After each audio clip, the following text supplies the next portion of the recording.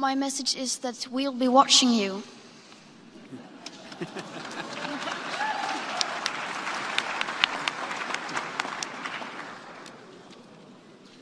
This is all wrong. I shouldn't be up here. I should be back in school on the other side of the ocean. Yet you all come to us young people for hope.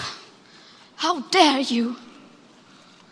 You have stolen my dreams and my childhood with your empty words, and yet I'm one of the lucky ones.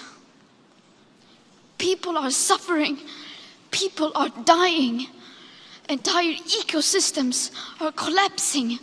We are in the beginning of a mass extinction, and all you can talk about is money and fairy tales of eternal economic growth.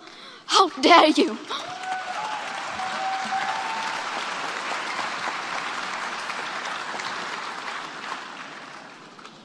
For more than 30 years, the science has been crystal clear.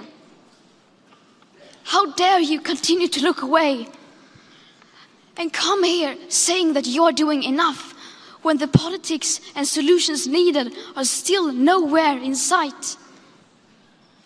You say you hear us and that you understand the urgency. But no matter how sad and angry I am, I do not want to believe that. Because if you really understood the situation and still kept on failing to act, then you would be evil, and that I refuse to believe.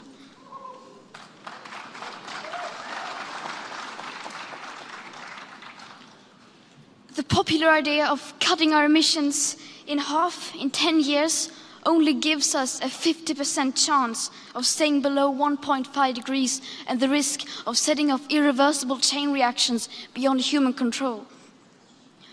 50% may be acceptable to you, but those numbers do not include tipping points, most feedback loops, additional warming hidden by toxic air pollution, or the aspects of equity and climate justice. They also rely on my generation sucking hundreds of billions of tons of your CO2 out of the air with technologies that barely exist. So a 50% risk is simply not acceptable to us, we who have to live with the consequences. To have a 67% chance of staying below a 1.5 degrees of global temperature rise, the best odds given by the IPCC, the world had 420 gigatons of CO2 left to emit back on January 1st, 2018. Today that figure is already down to less than 350 gigatons. How dare you pretend that this can be solved with just business as usual and some technical solutions?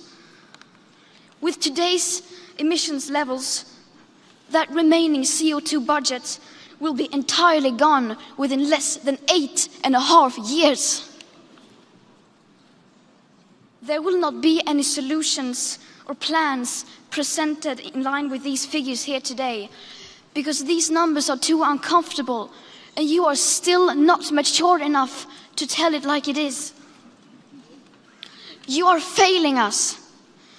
But the young people are starting to understand your betrayal. The eyes of all future generations are upon you. And if you choose to fail us, I say we will never forgive you.